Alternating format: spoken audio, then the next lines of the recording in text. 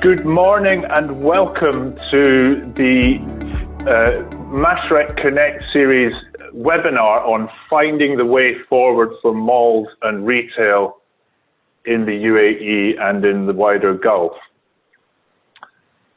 The purpose of today's webinar is to look at some of the pain points and some of the issues facing the retail sector in the Gulf, particularly in the light of the COVID-19 crisis, but also to look forward at preparing for what comes next. My name is Richard Thompson. I'm the editorial director of MEED, and I will be your moderator for today. The Mashreq Retail Club was established in January 2019 with the purpose of creating a better retail sector in the UAE, and never has this been more critical.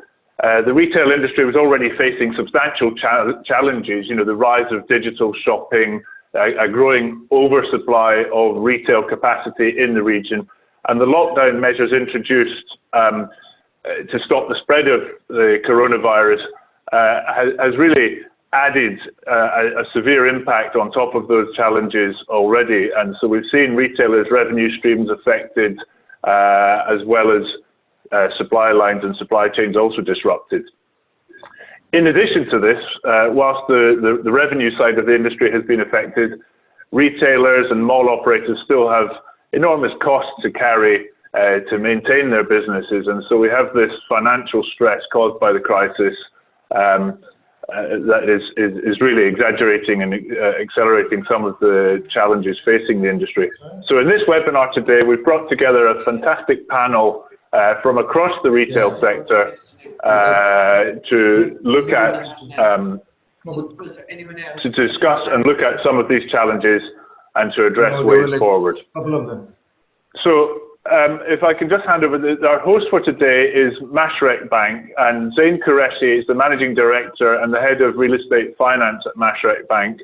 And I'm going to hand over to Zain to say a few welcome words about the expectations and hope for today's webinar. Zain, over to you.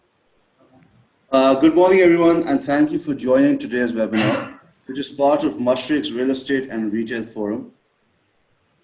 As most of you know, Mashreq has embarked on a journey to improve the operating environment for mall owners and retailers.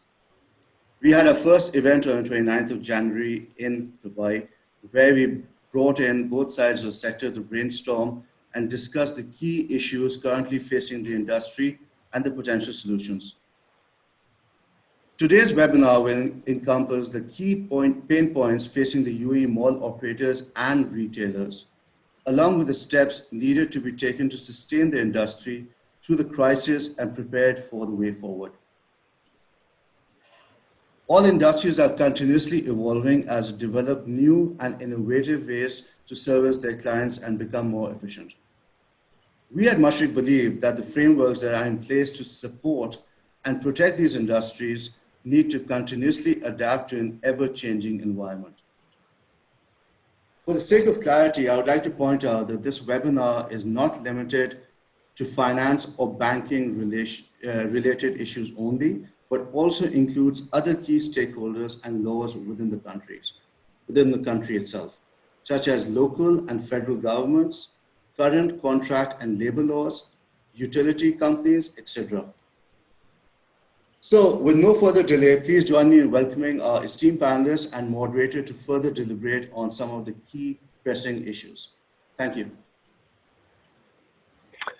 Thank you very much, Zain. If we could move to the next slide, please, Nabil.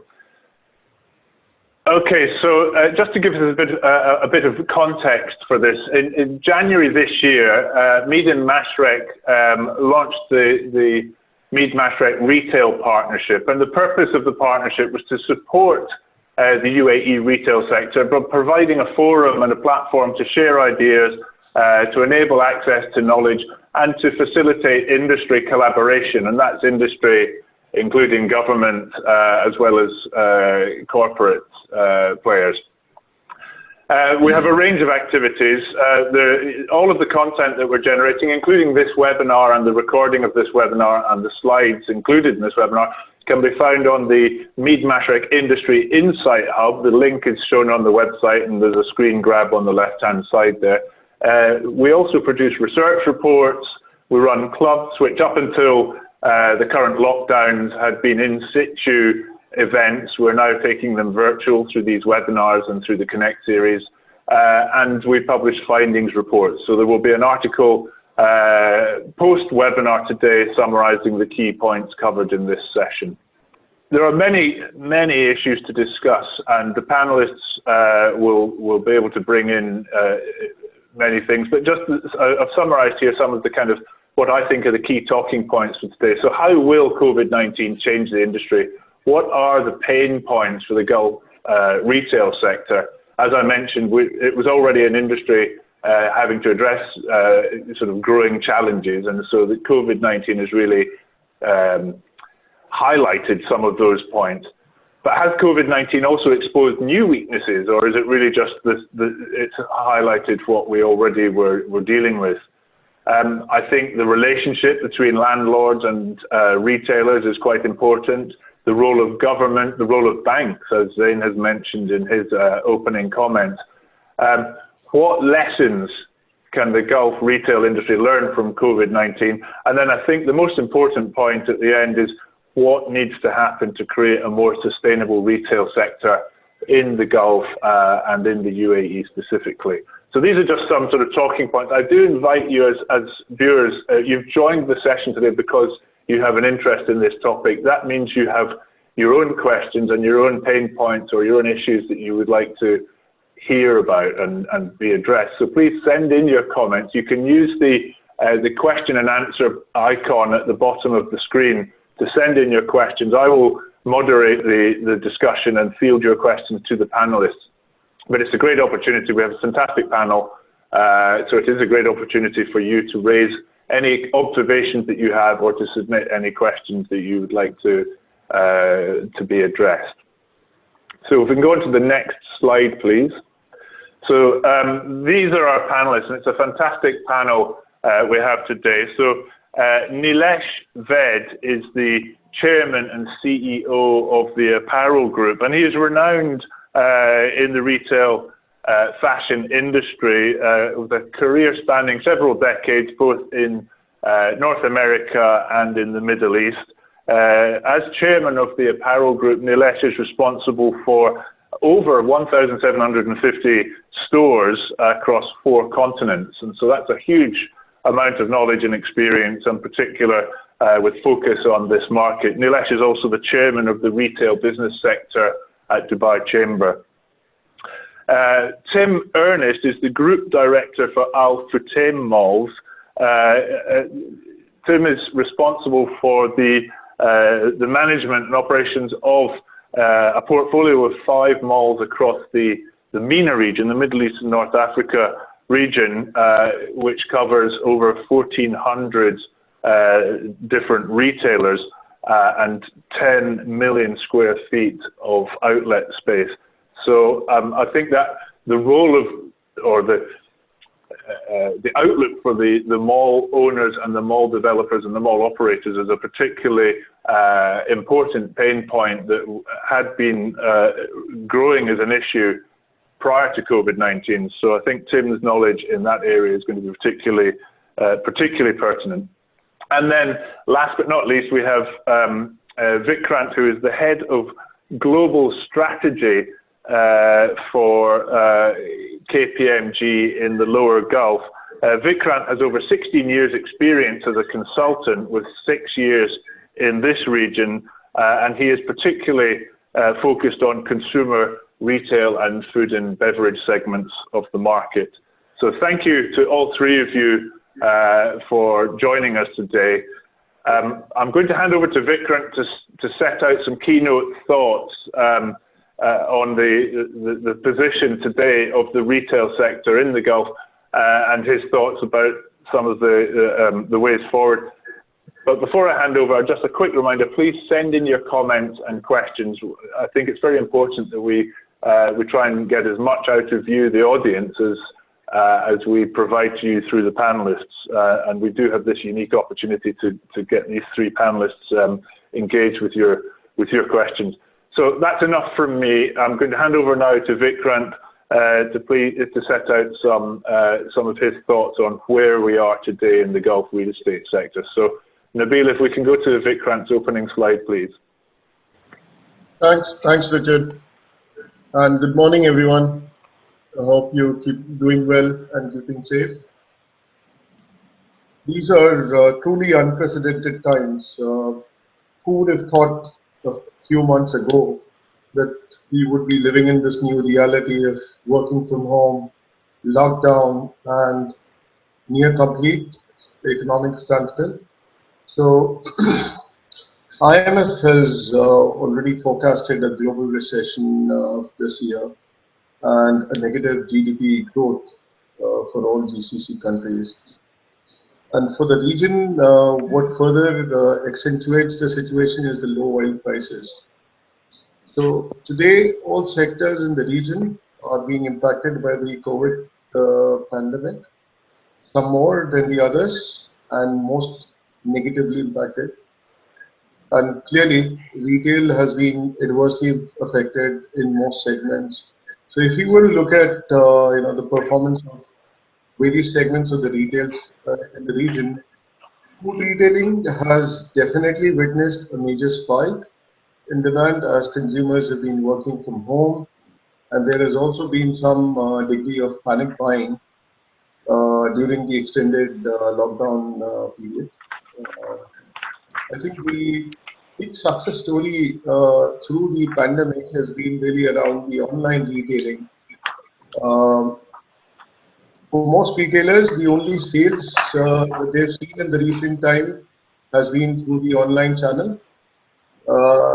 And so many retailers tell us that the current pandemic has actually leapfrogged their online channel strategy by a few years. So, what they were looking to achieve in 2 to 3 years' time has actually played out in a matter of few weeks.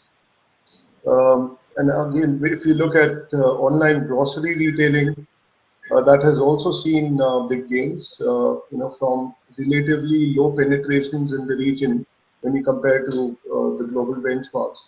They've seen exponential growth in the last couple of months, and we would like to argue that this is setting the scene for a possible shift in buying behaviors in the future when it comes to online retailing.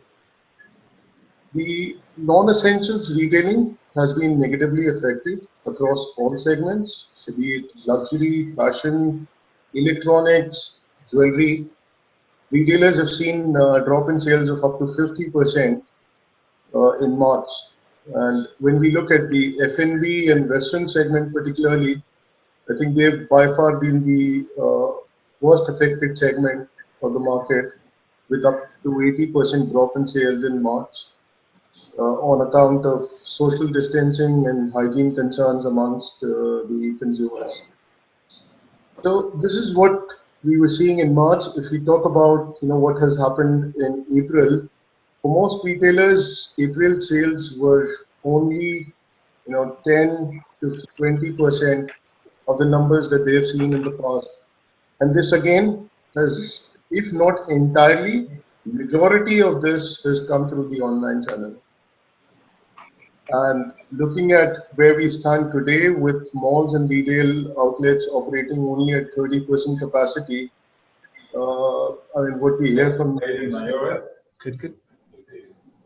that this trend is likely to only gradually improve, if there is going to be any improvement at all. So let's talk about some of the challenges faced by the retailers in the region, which, to be fair, are not very different from those witnessed in the other parts of the world. Retail everywhere in the world is going through similar challenges today. I've talked about 6 challenges here, but I would, towards the end, I would like to add a 7th one. But let's look at what we have here. So business continuity and cash flow management are top of agenda for all retailers, but more specifically for non-essentials retailers and for F&B operators. While retailers have been swift in cutting down their costs and taking measures to run a tight ship, I think the uncertainty related to the crisis just makes it a daunting task to plan ahead. And this today is when we talk about the business continuity and cash flow management, this is the number one priority of the retailers today. Another challenge is being around the supply chain, and the supply chain challenges manifest differently for different segments. So for non-essentials retailers, it's about the significant existing inventories that they have in hand and what do they do with that. But also about how do they plan for the future supply disruptions. Once market normalizes, how would their supply chain look like? When we look at the food retailers, they have a different set of problems when it comes to supply chain, and that is around maintaining steady supplies in these times of uncertainty and demand spike. I think diversification of supply chain sources is the name of the game today for many essentials retailers. Another area, and I had briefly touched upon this earlier, is around addressing the changing consumer behavior, which is posing a serious challenge for at least some retailers that have been slow in developing their online presence. Not surprisingly, given the advent of online retailing, there's been a growing demand for delivery today. So this again presents a unique challenge in maintaining efficient, but more importantly, hygienic last mile delivery for essentials and online retailers.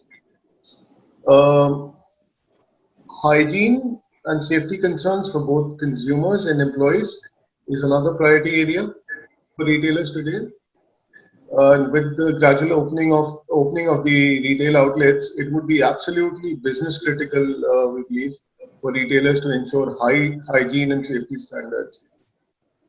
I did mention there are these 6 challenges, but there is a 7th one. I think over the last 1.5 months, we've seen this becoming increasingly important, which is for retailers, which is around the customer and employee engagement. So how do I keep when my stores have been shut, how do I keep my consumers engaged, customers engaged? And equally so, while working remotely, and in certain cases, when you look at essentials retailers, employees have been working really hard. How do I keep my employees engaged and motivated? I think that's again turning out to be a key priority for retailers today. So yeah, I mean, challenging times ahead for the retail sector, but as with any challenge, it also presents opportunity. And let's see, what this means for the sector as we move into the next phase of the crisis. Thank you, Richard. Okay, Vikrant, thank you so much. That's a very good summary. I just wondered, before I bring in some of the other panelists, in your second slide there, you talked about the pain points, the cash flow issues, the supply chain disruption, the business continuity issues. It seems to me that we're still in that first phase of getting through the crisis, and business continuity and cash flow are the sort of critical issues for survival. What help do you think that the retail industry needs, particularly the retailers at the moment? What are the areas where they need help, either from the government or from the banks, just to get through the current crisis?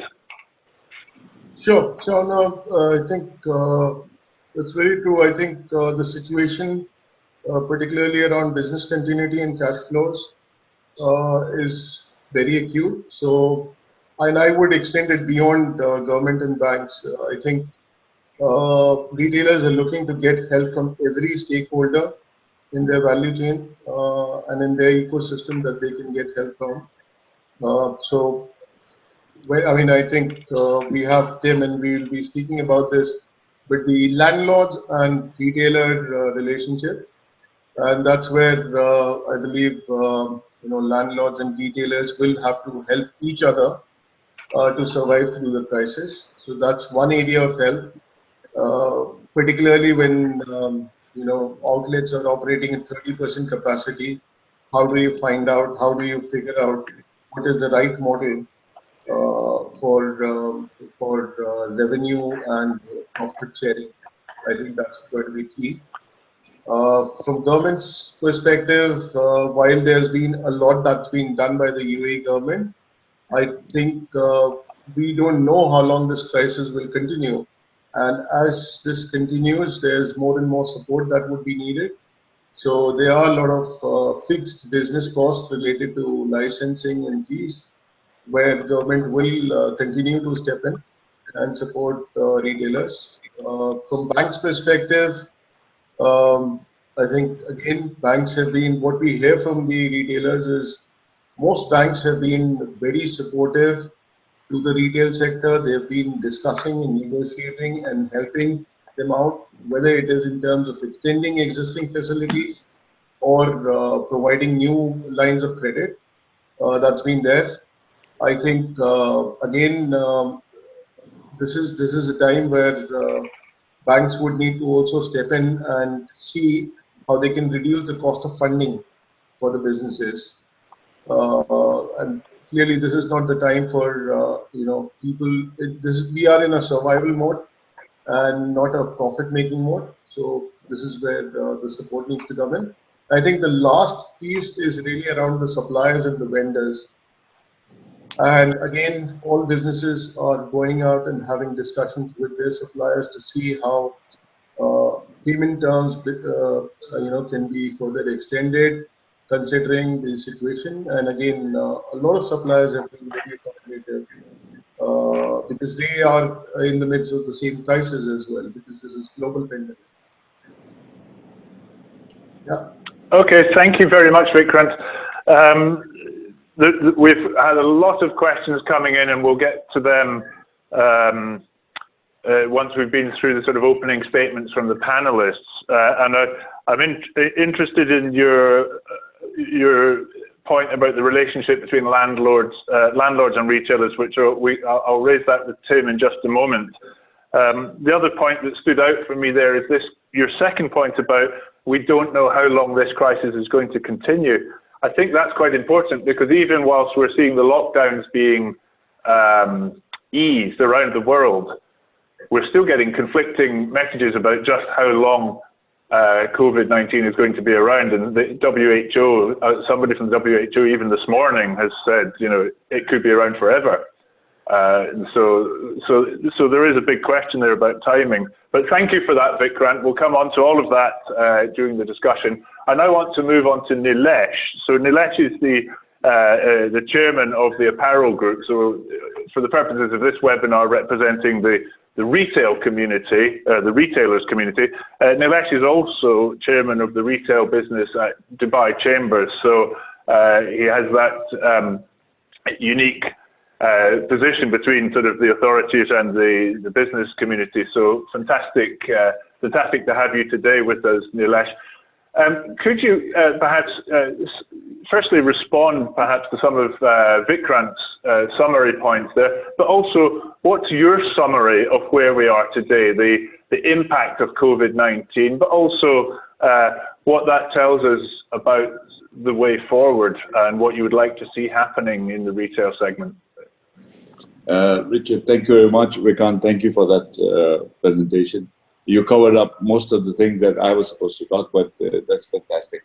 So we have several issues that we can talk about, and I'll bring a few points in straight. Our biggest issue is traffic. The population growth that we need, the traffics we need in the shopping mall has suddenly moved on to online places. So we have our own platform called sixstreet.com.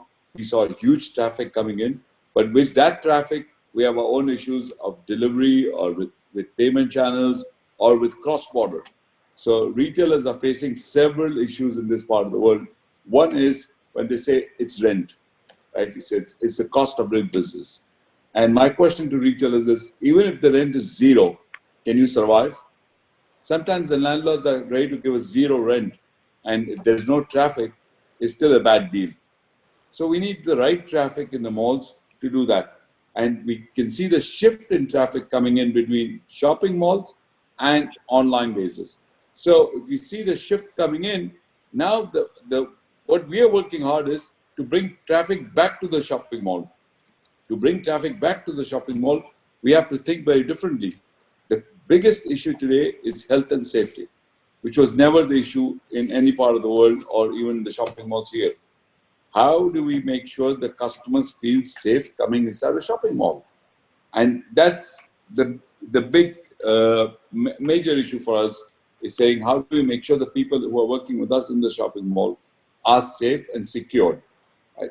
Number two is cost of doing business. How do we make sure the cost of doing business for the retail industry is parallel to what's happening in the neighborhood, right? And number three is, can we have, because all of us, most of the retailers are working in the GCC countries. There are too many regulations for us to work in the different areas of different markets, be it a Dubai regulation or Sharjah regulation, Abu Dhabi regulation, or be it a regulation in the other GCC countries. Can we have GCC without borders, right? For me to take even a permit for a discount or promotion, I have to go to every state in the UAE to do that. It's very, very difficult to do that, right?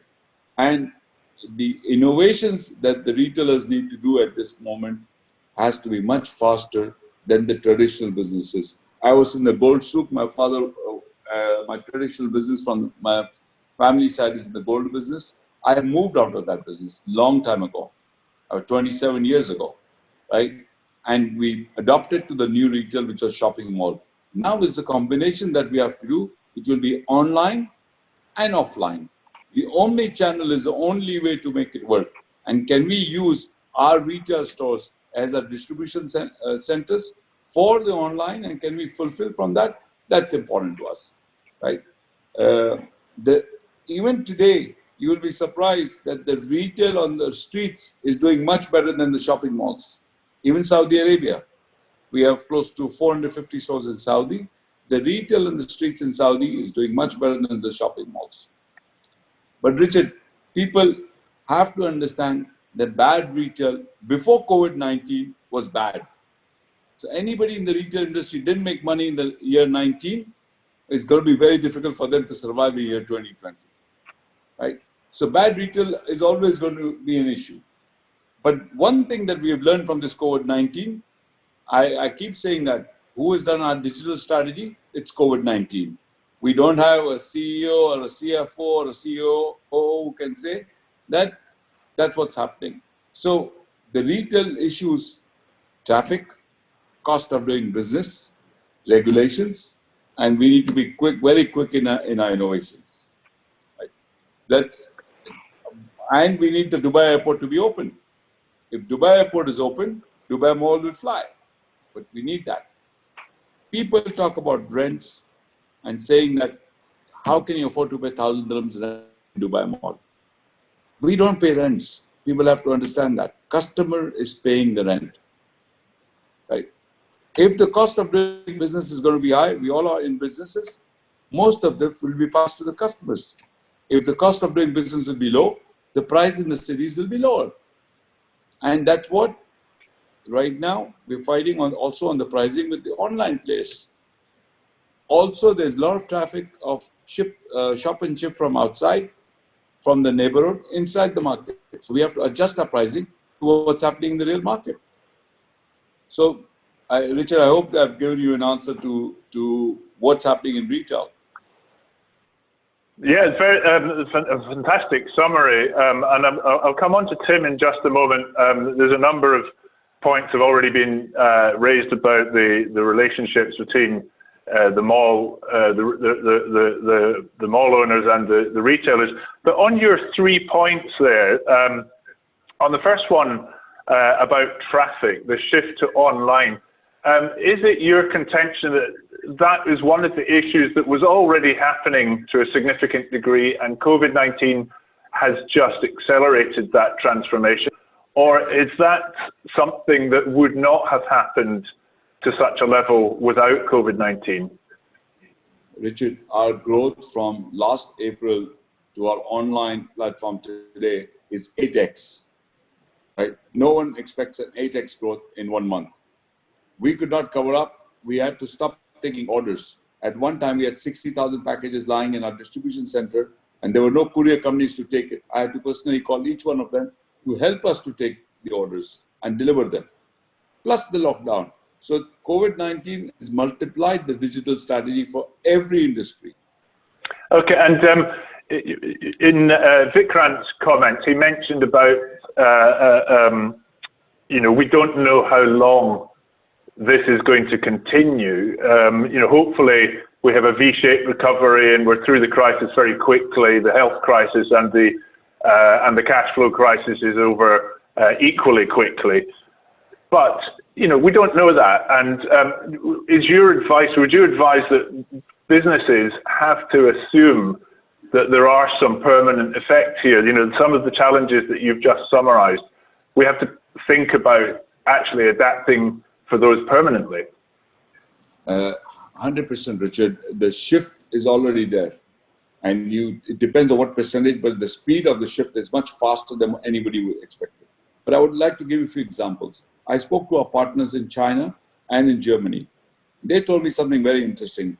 China, in 6 weeks, their business has come back to 75% of their sales, what it used to be. Germany is the same. But in China, there's something else happening, he says. The car sales are going up like crazy. I said, why is that happening? He said, people now do not want to use the Uber or the shared services or the metros. So people do not want to use public transport, but want to go in their own cars. Now that's a complete shift. That's good for Al-Fateh Motors, but that's a big shift that's coming in. So we're going to see a lot of those kind of shifts coming in our market also. Okay, and one final question. I mean, you raised so many points that we could spend the next half hour questioning those points, but we have to get to Tim in just a second. But on the cost of doing business point, your second point, where is what are the main costs that you are concerned about? Is it rents? Is it salaries? Is it the cost of buying inventory? What are the kind of main struggling areas for cost of doing business? So there are three of them, right? Number one is regulations. Too many regulations, too many trade licenses, and too many fees, right? So that's a big cost. Rent, again, will move to percentage rent going forward. So whatever sales you do, you'll pay a percentage of that. So that shift is already coming. We've seen that in several landlords already doing that. And third is the adjustments that everyone will have to do. We deal with international brands, like one of our brands is Tommy Hilfiger, and they will have to adjust to what they charge us if they want to be in the marketplace. And even the employees will have to adjust. So everyone has to take some piece of it, right? Be it the banks, the cost of doing business will come down. And if everybody's moving digital, costs should be coming down. Okay, excellent. Thank you very much. Your final point about regulation, which you just repeated, I'm going to come back to that later in the conversation because I think that the role of government is something we should be discussing in some detail later on. But before we do that, thank you, Nilesh, for your summary there. I'm going to move on to Tim Ernest. Tim is the Group Director for Al-Futtaim Malls. And as I mentioned, Al-Futtaim has a portfolio of malls across the Middle East and North Africa, covering thousands of retailers. And the issue of the relationship between the landlords and the retail tenants has already been mentioned a couple of times. So Tim, if you could just perhaps respond to some of what you've heard already, and then maybe set out your thoughts on where we are in the mall market at the moment and what COVID-19 has introduced. Okay, good morning.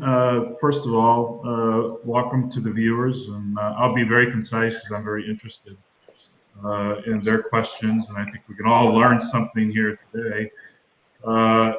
The point that I want to make real quickly is this is an unprecedented crisis. That's already been stated. We're very early on in the crisis. So while the pain points are extremely high and intense, there's still a lot of unknowns, and there's going to be a lot of unknowns. So while I respect speculating and making certain comments about change and things like that, I'm a little more skeptical as we talk about permanent change. I think the trends that were already in place will continue and intensify with respect to e-commerce and how transactions are conducted, and omni-channel, which Nilesh mentioned. And certainly, I think one of the things that we've learned very quickly, which has been positive, is we can act faster. We can do better. I mean, things that we did in 2 to 3 weeks to stabilize the business and protect our employees and work in a distance learning environment. And I also noticed that all of a sudden was a lot more creativity and problem solving, whereas people didn't feel as constrained. So there's a lot of positive things, attributes that we can use. But for me to sit here today and say this is the permanent change to small business or the retail business or any other business is quite premature because there's so many unknowns, so many unknowns. We're looking at a crisis that involves health, that involves personal economics as well as macroeconomics. This is a worldwide crisis. I've actually never been a part of where the world pretty much is in the same boat. You know, we're all the malls in the world are dealing with the same things, if you want to look at my business. And we also, for the first time, since I've known, except on a micro basis, I mean, I've had individual malls that have shut down, but we literally have shut down our business completely with a few exceptions. So to make, you know, statements about this is what e-commerce did in March, well, customers were in their homes. They didn't have a choice. And certainly everybody had to step up on their digital strategies and accommodate, and certainly that will then play into the future. But I'm a little more reluctant. We know there's going to be permanent change, but I don't want to sit here today and start making huge adjustments to the business when there's a lot of unknowns. So there was the shutdown phase, which we've hopefully moved past. Certainly, there's still some risk that could be brought back. In that phase, we all took immediate action to help our employees, the safety of our workplace, as well as adhering to guidelines. The government has been great in all of our areas of providing excellent communication to us and establishing expectations and realistic and practical expectations. So that was important. We've moved past that, but we're in a very conditional opening. When we talk about the malls are only doing, let's say, 30% capacity, we're limited to 30% capacity. If we have more than 30% of our building being used, we have to actually shut down parking areas to not allow any more access. And we also have a lot of restrictions with respect to age. No one under 12 can come into the buildings, which quite frankly, kids make a lot of the choices as to what the entertainment and leisure activities are going to be for the family and our operating hours. So we're really looking more forward to that third stage where we can operate more in the normal environment in whatever the new normal is, and then how we adjust to that, and then we can start looking at how we can plan and then how we can adjust and use this agility and these quick decisions and this creativeness that I think that's come out of this situation to the benefit of the organization to put forth a growth plan which makes sense. So I caution everybody, there's still a lot of unknowns, and I think that we need to better understand as the world begins to open back up where those challenges will be and where those opportunities will lie. Fantastic. Thank you very much, Tim, for those comments. Now, we've got about 20 minutes of the webinar remaining, and we have a load of questions. So I'm going to go straight to the questions. I will read them out as they're coming in, and I will address them to a particular panelist. I apologize in advance if it seems a bit random. I'm just going to take them as they come. So this first one, Tim, this is for you. and I do, if other panelists want to jump in, please do. But Tim, this is for you. So are landlords keen on shifting to a revenue turnover rental agreement as opposed to a fixed rent plus turnover revenue? So I guess this is about that relationship between landlords and their tenants. What's your view on different models? Yeah, in essence, there were already revenue components to how we did business. You have a base rent, and then if you exceed a certain level of sales, you would pay additional rent. So what I see is definitely that revenue component. Lease had already, talked about that. A lot of his leases are already based on a percentage only. So really what we look at ultimately, putting whatever crisis aside or whatever trend aside, really what we have to be focused on, and I think maybe this area was a little bit of slow adopter of it because of how the hyper growth, in the last 7 to 8 years up until late 18 and 19, is you have to really put forth the right occupancy cost of sales. So tenants can only afford to pay so much. And if you don't have that right occupancy cost, then you're either going to have to adjust the rents so they can do business, or in some cases, it's not the right retailer. It's not the right, product for what's being done. So you have to always balance, that. But yeah, I think in the future that will continue to be a bigger focus for this area. And I look to see, just to take it a step further, because it involves more than just the rent. I think a lot of the focus in negotiations are strictly the transaction, the lease. I see a growing focus on more partnership and more strategic alignment between the retailer and the developer, meaning we can really look at the rent side to risk mitigate as much as we can, but we also have to look at the other side on discipline of store expansions throughout the area, participating in programs that we think can drive sales, such as loyalty and rewards and things like that directly to consumers, and quite frankly, share data. We have a certain amount of macro data, which is important. They certainly have great amounts of micro data relative to transactional. So, and then also find a way that regardless of whether the sale happens in the mall, the delivery happens from the mall, the return happens in the mall, regardless of where that consumer decides to transact, every component of that the mall and the brand of the mall and how the mall is facilitates that, and is truly, once again, a partner to the retailer. So I think that's the bigger picture, and I think certainly that piece of it will accelerate, even though the trend was already in place prior to March.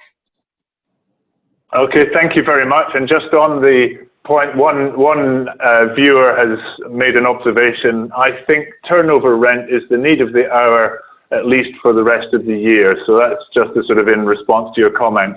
Now, Vikrant, can you please explain what you mean by supply chain issues?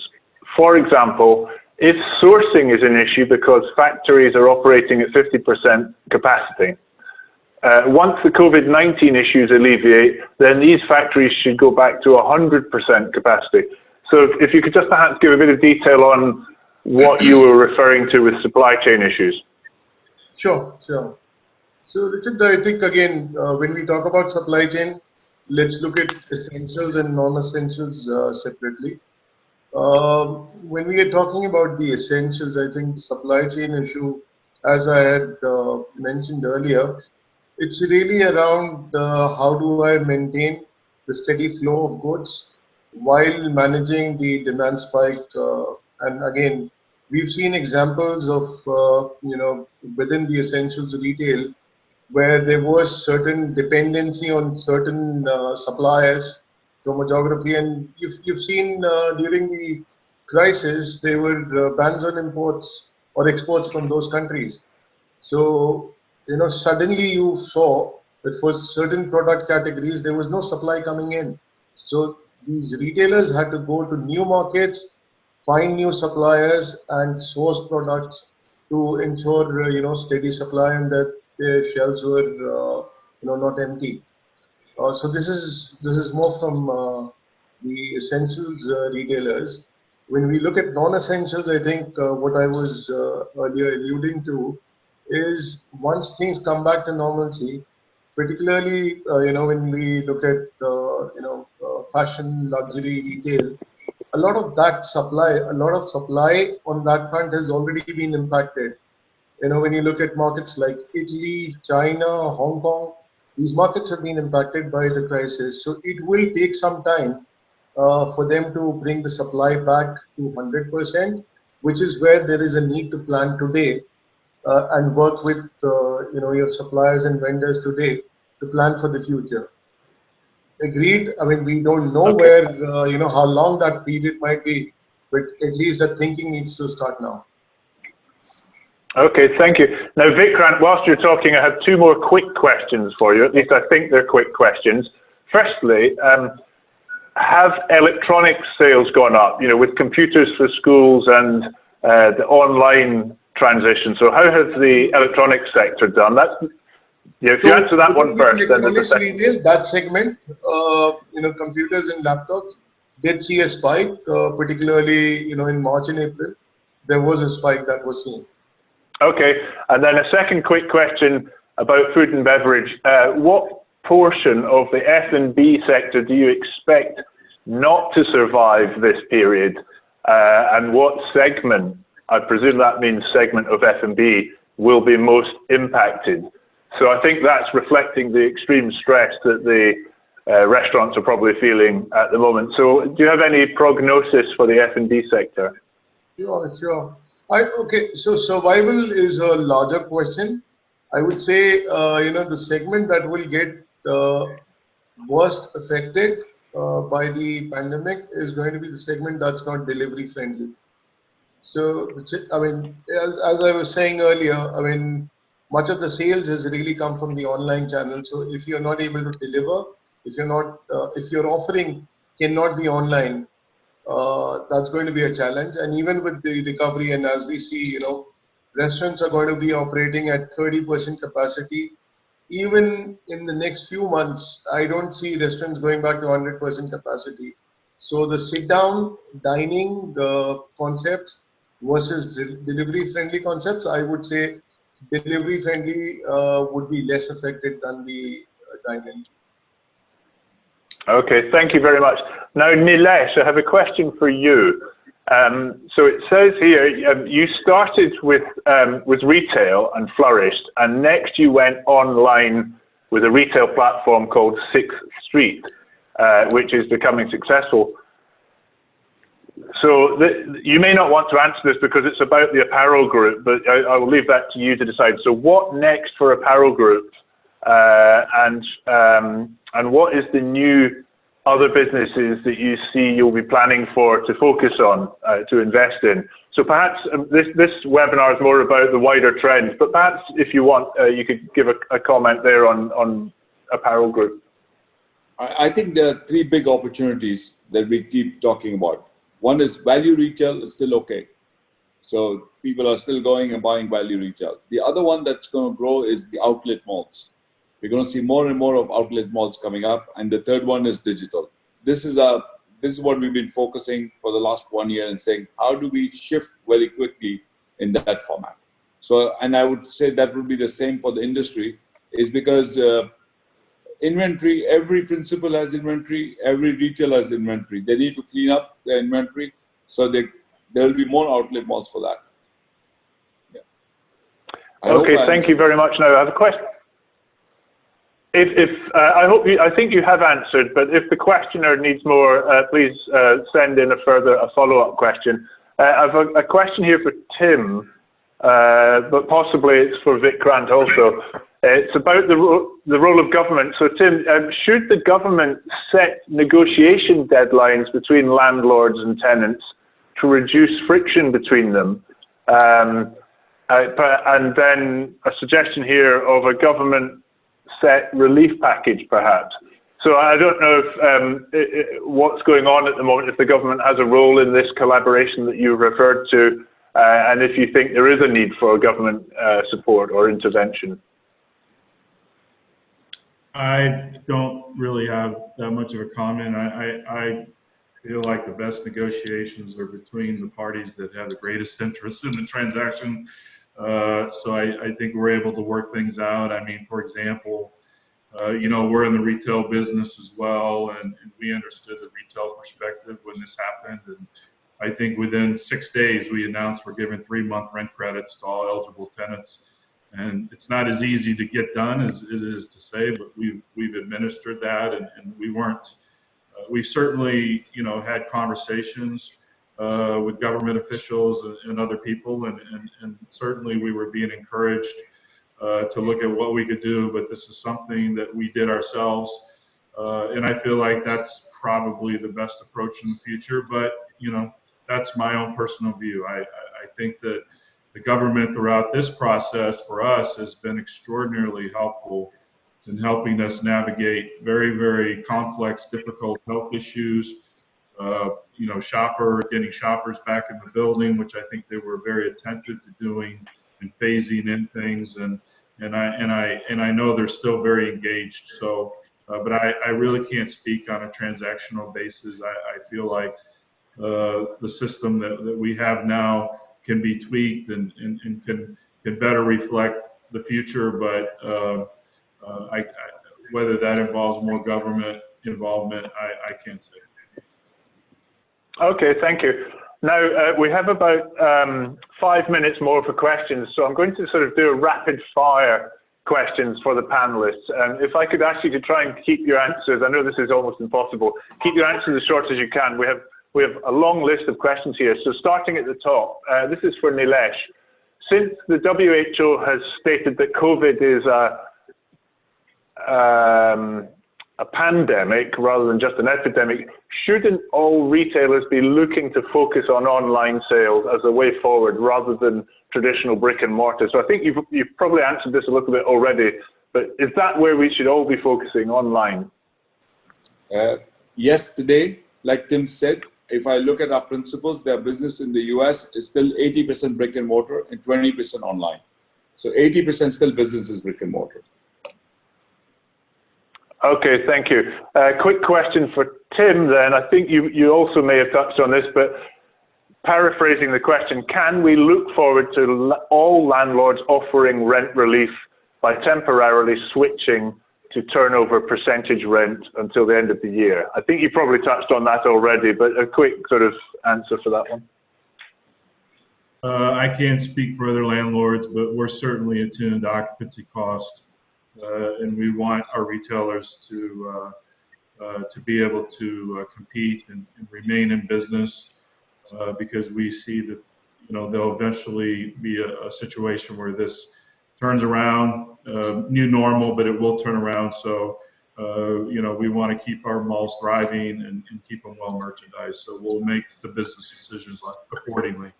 But we're very understanding of occupancy cost and the cost to the tenants, and that's why we've done what we've done so far. Which, by the way, we went beyond turnover rent. We gave full rent credits. Excellent, thank you. That's great to hear. Now, I don't know, this is perhaps for Vikrant, but maybe also for Nilesh. It relates to Saudi Arabia and the recent announcement that they're increasing VAT from 5 to 15% from the 1st of July. So Vikrant, how has the increase in VAT in Saudi affected sales? Well, obviously it's not been introduced yet, but perhaps you could comment looking ahead a little bit. Unless this is referring to the 2018 VAT, what has been the impact of that, the previous introduction of VAT in 2018, and what do you expect this increase to do? So, I mean, if we were to look at 2018 VAT introduction in UAE, and Nilesh can confirm this, but I mean, what we saw is there was a slight dip in consumption on the back of it, but then consumers do adjust to the new reality of the VAT regime, and consumption comes back. So there were certain categories which got affected, and then gradually in the second and the third quarter of the year, the sales started coming back. I would expect, I mean, even in Saudi, while this is a significant increase in VAT, and the duration might be longer, but I think, yes, there would be a temporary setback and things will come back to normal eventually. Okay, thank you very much. Okay, so if rent prices, this is for Nilesh, I think. If rent prices are being pushed to customers, then will the prices of goods decrease as we move online, since it's cheaper to do business, through e-channel? So yeah, how will let's assume that the shift online continues and accelerates. Will that bring down the cost of products? I think with the online coming in, the pricing is the customer is going to be a big benefit of this, because they're going to shift. The customers are very smart.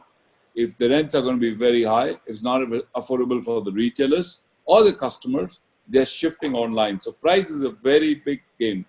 The success of Dubai is if the pricing is right. I just want to add a little bit to the Vikrant's answer on that 15% VAT in Saudi Arabia. I think they're talking about the new VAT that's coming in Saudi.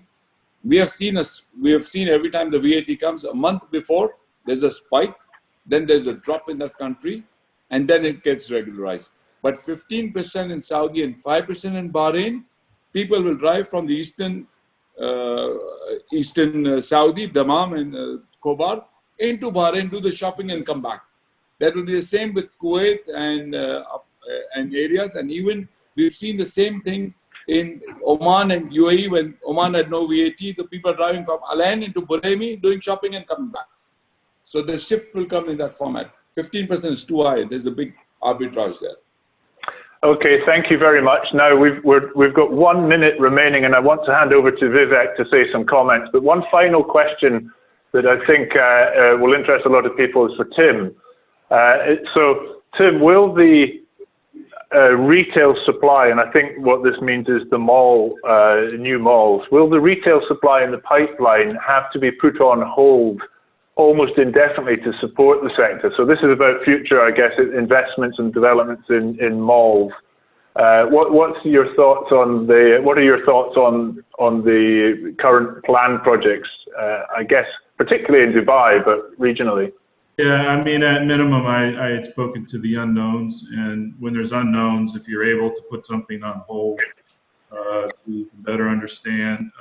I think retailers probably are taking a very close look at their capital allocations in the next year or two in particular. So their interest in expanding has probably changed as well. So I would suspect that just about every new project, if it's going to get built, would get delayed by 12 to 18 months.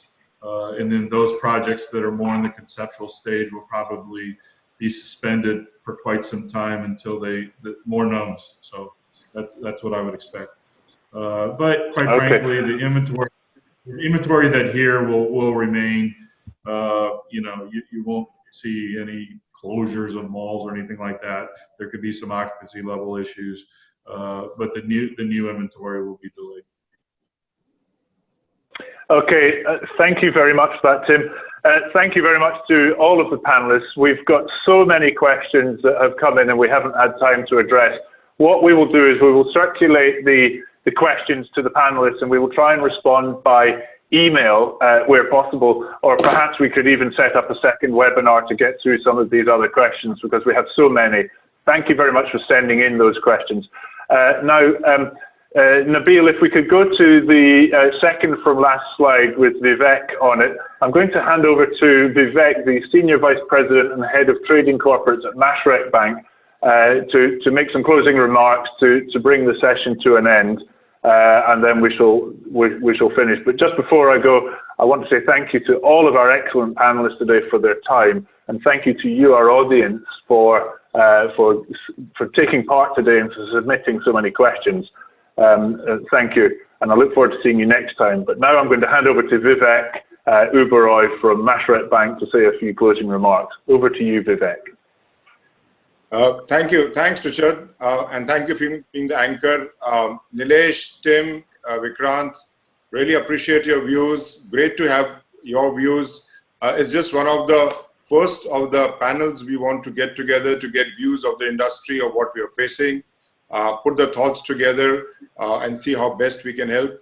But really appreciate your time and everybody join on the call. I hope it was useful and we continue the panel as we go in the future. So thank you, everybody. Have a good day. Thank you, Vivek. Thank you. Thank you. Okay, so that brings the session to a close. Thank you, everybody, and I look forward to seeing you next time. Thank you. Thank you. Bye-bye. Thank you.